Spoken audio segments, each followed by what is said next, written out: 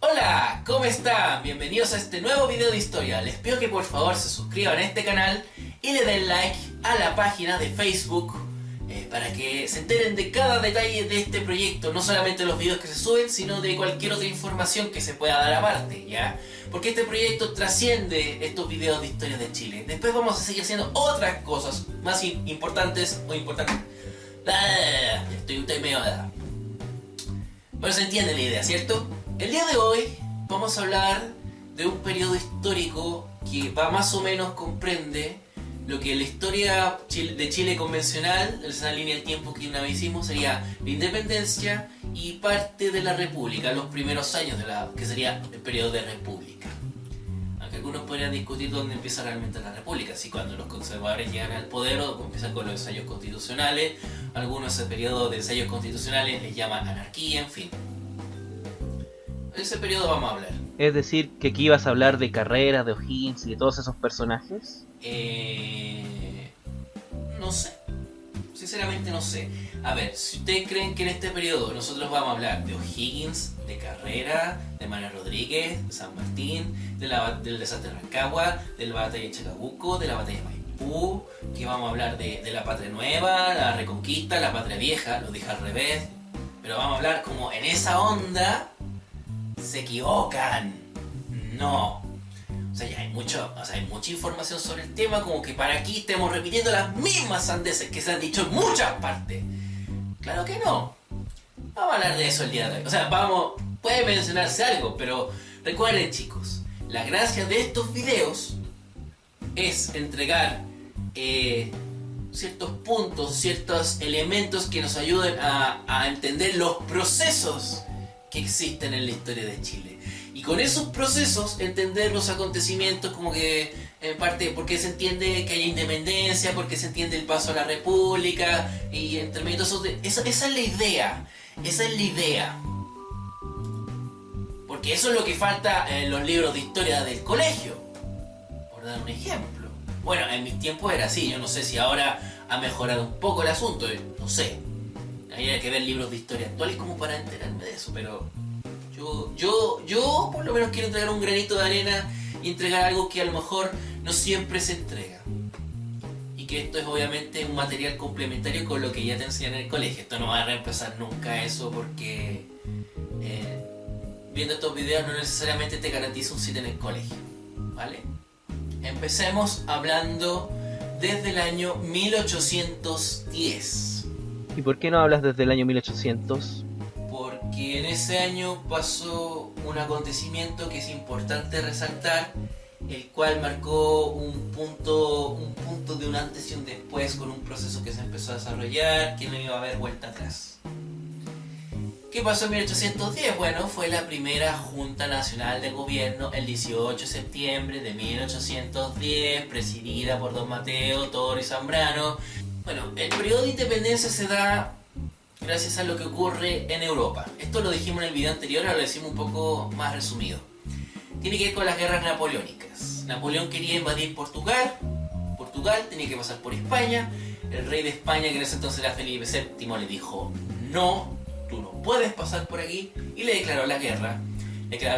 Napoleón le declara la guerra a los españoles, toman en cautiverio a Fernando VII, que era el rey de España, y se lo llevan prisionero. Cunde el pánico en España y obviamente después pensaban que iba a haber un descontrol. Entonces lo que hicieron es que en las grandes ciudades iba a haber juntas de gobierno, las cuales iban a tener el poder hasta que el rey volviese al trono. Los españoles desde que el rey fue tomado prisionero pensaban en que iba a volver al trono. Y esa idea llegó a América y se replica en América 2 años después. Por eso en Chile tenemos una primera Junta Nacional de Gobierno. ¿Ya? ¿Andamos bien por ahí? Pero, bueno, y de ahí supuestamente, bueno, de la Junta de Gobierno parte esta idea de que cuando se hace y la Junta tiene su propio poder de forma autónoma por el momento, provisionalmente, porque eso fue la Junta de Gobierno, una especie de gobierno provisional. Mucha gente que quería la independencia se aprovechó de esa situación para crear el proceso independentista. ¿Ya? Pero otra cosa que fue posible fue la mezcla de razas que empezó a darse. Porque aparte de los mestizos, hijos de españoles e indígenas, y de los mulatos, hijos de españoles y negros traídos de África, o de blancos y negros, como de una cosa más racial, decirlo en forma más racial. Aparte de eso, también empezaron a existir los criollos. Los criollos eran los hijos de los españoles nacidos en América. Los criollos tenían un malestar porque estaban apartados de los cargos más importantes dentro del aparataje colonial, de la Real Audiencia, del virreinato, y cuando empezaron a existir los intendentes con las reformas borbónicas, de la gente que rodeaba al intendente también, y el gobernador quedó en un segundo plano. El gobernador de Chile tenía que ser dependiente de los dos intendentes que habían en Chile. Ese malestar se generó por eso, porque les quitaron cuotas de poder, nada más que por eso, véanlo así. Y ese malestar fue alimentado porque justo en esa época empezaron a llegar a darse a conocer, o empezaron a publicarse las ideas de Voltaire, de Rousseau, de Montesquieu, los pensadores ilustrados, junto a las ideas de pensadores como John Locke, que venían del siglo XVII, o Thomas Hobbes, de la Guerra Civil Inglesa. Bueno, también es importante entender que en estos momentos Inglaterra era la potencia económica marítima más poderosa, después de haber desplazado a los españoles de esa posición, cuando derrotaron a la Armada Invencible, ¿ya? El episodio Armada Invencible, por eso también este tipo de cosas fue importante que llegaran. Era importante porque se estaba sabiendo lo que pasaba en América con la independencia de los Estados Unidos, dejaron de ser colonia inglesa, la constitución que crearon después, eso también es importante. Es importante también la Revolución Francesa, que fue un intento de acabar con la monarquía absoluta, con los Luises, con los Borbones, en fin, la dinastía, vamos. Fue importante ese sentido, la contrarrevolución que hubo, que fueron todas las demás monarquías, como la de Austria, por ejemplo, intentar derrotar a los revolucionarios de Francia.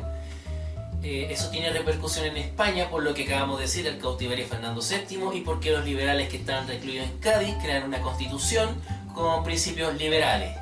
El proceso de independencia fue solamente en el ámbito político. Solamente de ámbito político, ¿ya? ¿Qué quiere decir esto? Que lo único que se logra con la independencia es que dejemos de ser colonia española, por ende depender de la corona española, depender de sus intenciones, de sus propósitos, y gobernarnos nosotros mismos. O sea, nosotros, Chile, nos formamos un país con nuestro propio Estado, nuestro propio gobierno, nuestras propias leyes, nuestra propia constitución, y España no nos puede gobernar, ¿ok? Eso por un lado. Porque en el ámbito económico seguimos siendo exactamente lo mismo. Exportadores de materias primas. Lo único que va a cambiar es que si antes nos regíamos con un sistema económico mercantilista, después íbamos a pasar a un sistema económico capitalista, el cual nos iba a incluir en él como uno de los países que exportaban materias primas a los países que se estaban industrializando en el siglo XIX. Eso es todo. Pero seguimos exportando materias primas. Tampoco cambia la organización social. ¿Saben por qué? Porque, mira, la independencia de Chile fue un proceso llevado a cabo, entre otros, por O'Higgins, por Carrera, por San Martín, aunque San Martín es argentino, por Rodríguez, Manuel Rodríguez, por el Fray Camilo Enríquez, Percio, no sé, otro más de renombre que en este momento no quiero recordar. Bueno, pero ¿qué tienen en común todos ellos? ¿Se han puesto a pensar? ¿Qué tienen en común todos ellos? Aparte de ser criollos. Bueno, todos eran criollos, todos eran hijos de españoles nacidos en América, ¿cierto? Incluso Ambrosio O'Higgins, que tanto se decía que era un hijo guacho de... O sea, Bernardo O'Higgins, que era un hijo guacho de Ambrosio O'Higgins, en fin. Hijo guacho que decía un hijo bastardo, un hijo ilegítimo, porque en ese entonces tienen que recordar que los hijos que estaban fuera del matrimonio eran ilegítimos. No existía esa paridad que existe hoy de que los hijos dentro y fuera del matrimonio son iguales ante la ley. En ese entonces eso era impensable, insoñable. Bueno, el asunto es que todos son criollos, pero aparte todos son lo que después sería la aristocracia chilena. La independencia de Chile fue un proceso llevado por los aristócratas para los aristócratas, porque después ¿quiénes se quedan con el poder? Los mismos aristócratas. Por eso, o sea, los aristócratas querían liberarse del yugo de la corona española para después gobernar ellos mismos. Los bandos que se disputaban en la guerra de independencia eran dos, realistas y patriotas. Los primeros eran leales a la corona española y a seguir siendo súbditos de ella, y los segundos a independizarse de la autoridad de dicha corona.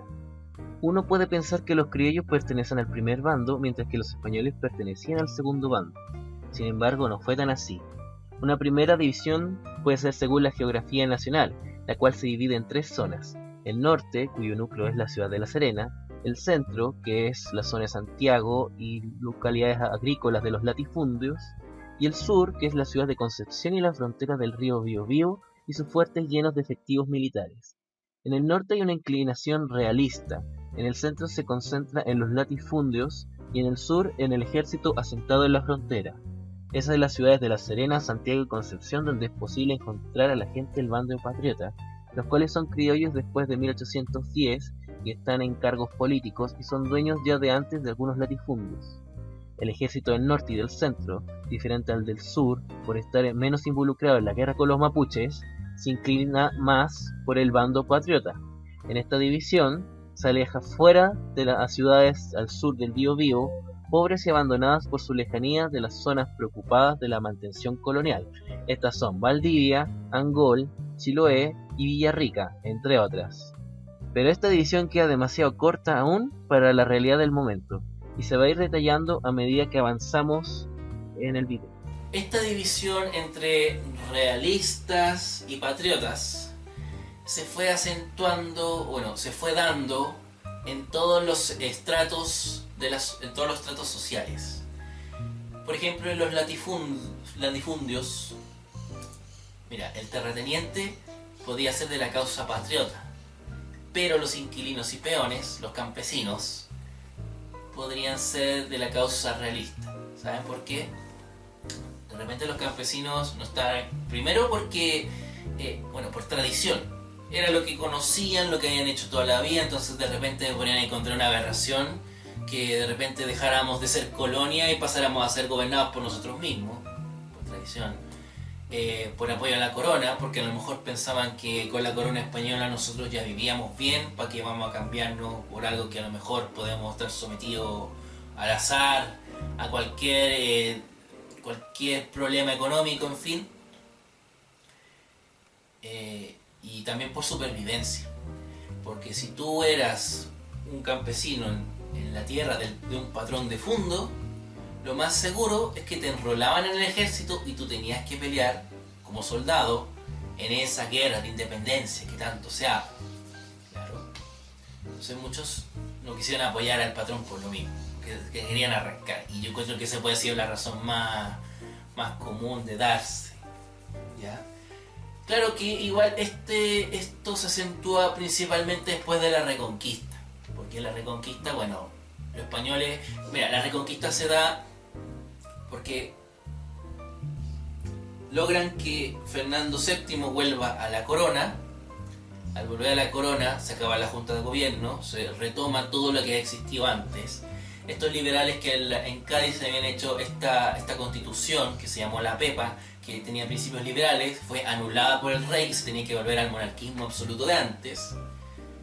¿Ya? Y en las colonias se retomó el poder por los españoles, tal y como había antes de 1810, antes del cautiverio de Fernando VII, que fue 2 años antes de eso. Y eso, francamente. Con mayor razón los campesinos dijeron entonces, entonces ¿para qué nos vamos a independizar y todo si estos señores españoles van a venir y nos van a atacar y nos van a matar y todo? Les bajó más el miedo.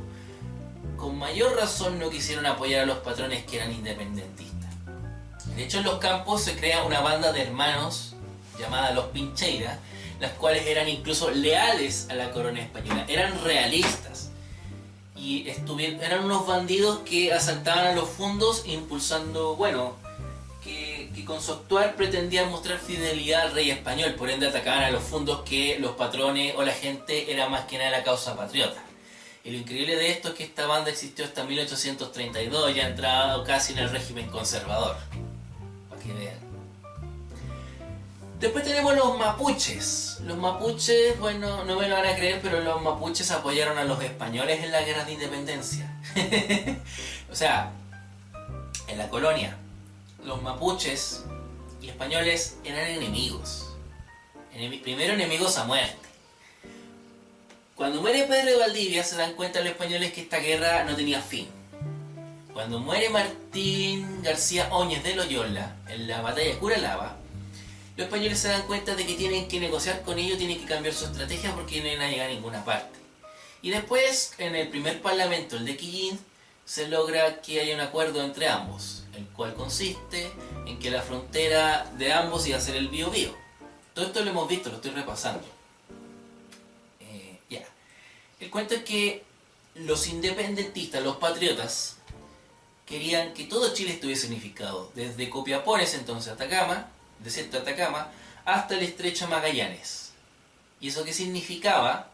Que los mapuches que estaban del Biobío hacia el sur, en lo que se llamaba la Araucanía, iban a tener que ser diezmados, porque ellos tenían el mayor control de esa zona, eran los principales, los que tenían el control de esa zona, tenían que ser diezmados, para que eso, porque eran un obstáculo en esa unificación del país de Atacama hasta Magallanes. Por eso los mapuches no apoyan a los patriotas y se unen al bando de los españoles, el de los realistas, ¿ah? Donde incluso siguen haciendo parlamentos entre ambos, donde decían, bueno, si ustedes no apoyan, los españoles decían, si ustedes no apoyan a nosotros, vamos a seguir manteniendo esa frontera en el Biobío. Y hay que resaltar el hecho de que los españoles lograron algo que nunca logró el Estado de Chile, que fue un acuerdo con los mapuches. Y ese acuerdo se plasmó en la frontera que significó el río Biobío. ¿Ah? El Estado de Chile, ni los patriotas que querían, ni los aristócratas posteriores, ni el Estado de Chile posterior logró algo como eso.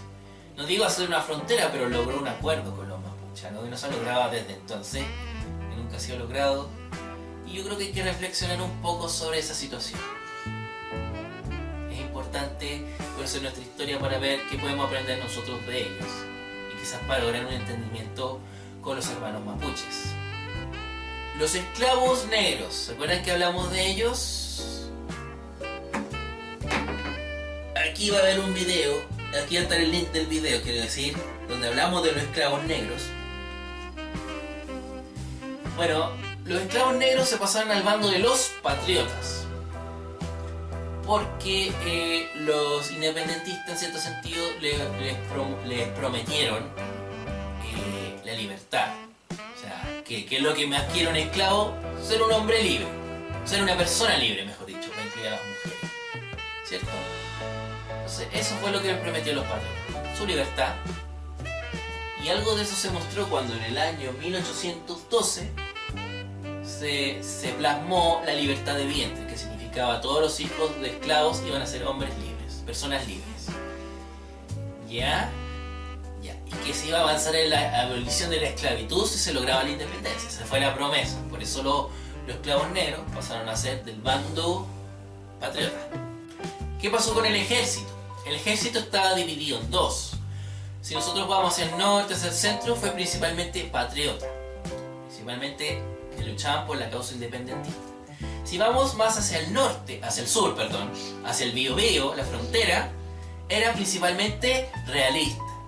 ¿Por qué? Porque en la frontera estaban la mayoría de los oficiales y los soldados que habían tenido ascensos por las luchas contra los mapuches, algunos habían ganado dinero gracias a las malocas, por la venta de esclavos y todas esas cosas, y bueno, porque les daba cierto poder estar ahí, y querían mantener ese poder. Con la independencia eso se iba a perder, sobre todo si decían que íbamos a arrasar con los mapuches de una buena vez y llegar hasta Magallanes. Eso se iba a perder, por eso esa parte, la parte del ejército más del sur siempre fue más patriota, o sea, más realista que los que están en el centro. Y eso también después va a generar diferencias cuando se conforme la república, ya no vamos a ver. Ahora los sectores populares, estoy hablando aparte, bueno, sectores populares entendamos campesinos, mineros, artesanos y esclavos. Si bien habían campesinos, artesanos, mineros, esclavos, estaban o por el bando patriota o por el bando realista, respecto a las circunstancias individuales, habían algunos de estos sectores populares que no estaban ni con unos ni con otros, no estaban ni ahí con nada. Vieron rotos los lazos coloniales y quisieron escaparse de todo, arrancarse. Y por eso entendemos que hayan mineros que abandonaron las faenas, se fueron a los cerros, lo mismo los campesinos, lo mismo los esclavos, se quisieron escapar y quisieron ser hombres libres, personas libres.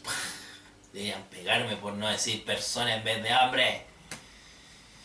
Tengo muy pegado. ¿Ya? Incluso había gente de la aristocracia, o más cercano a la aristocracia, que fomentaban que estos sectores se hicieran independientes de todos, de realistas y de patriotas, que eran lo mismo para ellos. Un ejemplo de ellos fue el fraile franciscano Antonio de Orihuela. Yo creo que nadie lo recuerda, pero es bueno mencionarlo.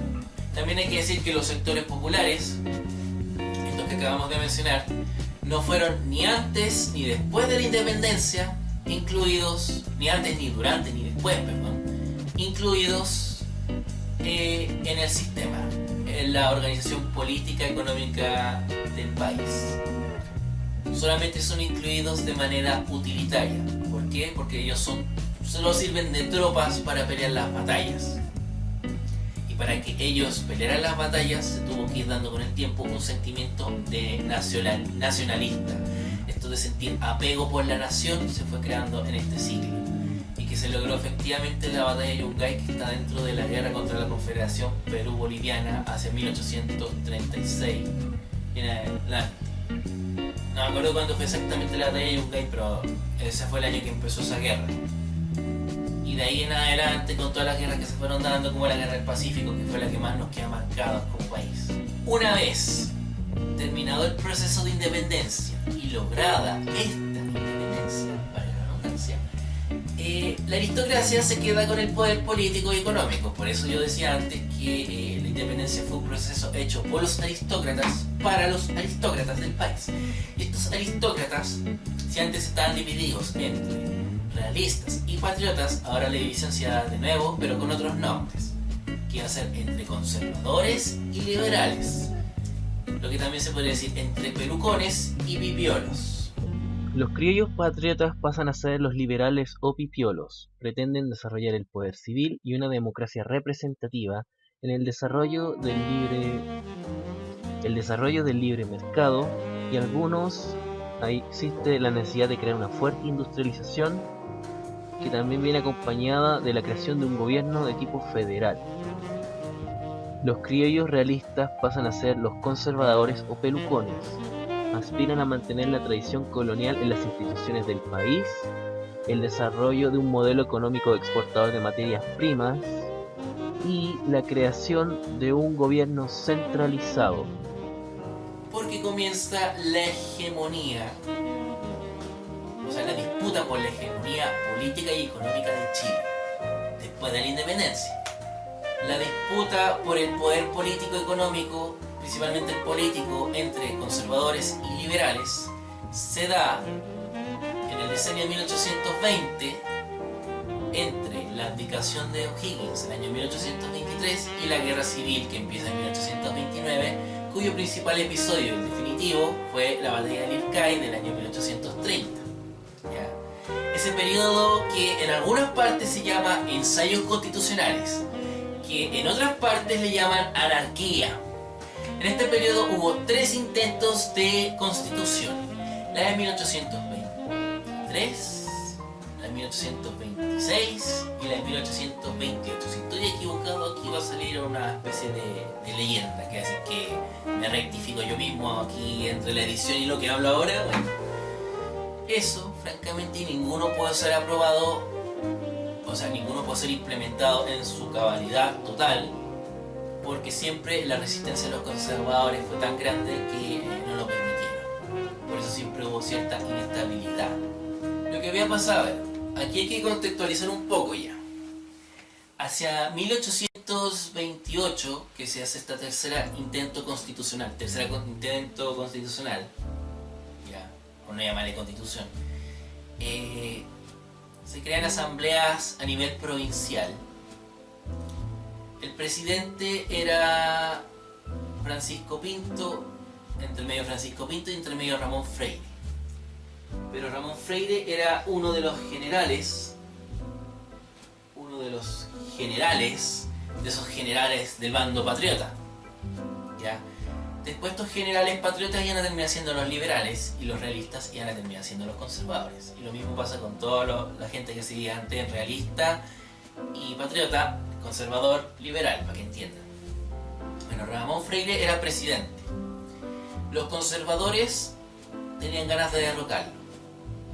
Hasta como más o menos 1828-1829, los conservadores tenían como la figura encabezadora de sus propósitos a Bernardo Higgins, que ya había abdicado, y no recuerdo bien si en esa época ya se había ido al exilio en Perú.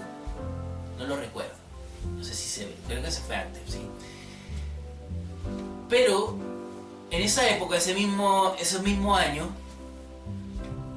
un Diego Portales, junto al apoyo de José Joaquín Prieto, que fue un general patriota del mismo bando que Freire, pero traicionó a Freire.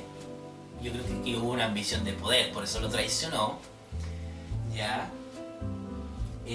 junto a cierto prestigio de familias militares importantes, familias que pertenecían al ejército, que eran de peso en el sur, donde el sur el ejército fue más que nada realista, o sea, sería más que nada del bando conservador. Junto a toda esa red de influencias, pudo convertirse en el nuevo referente de los conservadores. Y bueno, después esa nueva influencia empieza a generar toda una sublevación contra el gobierno de Freire en el año 1829, lo que después daría paso a la guerra civil, y entre esos episodios está la batalla de Lircay. La batalla de Lircay fue decisiva porque en ella, conservadores contra liberales, ganaron los conservadores y ellos se quedaron con el poder. ¿Y quién pusieron al presidente?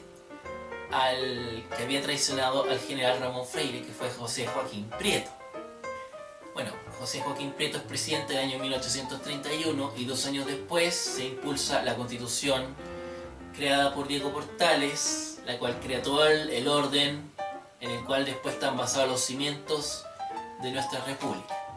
Y de eso hablaremos en el video siguiente.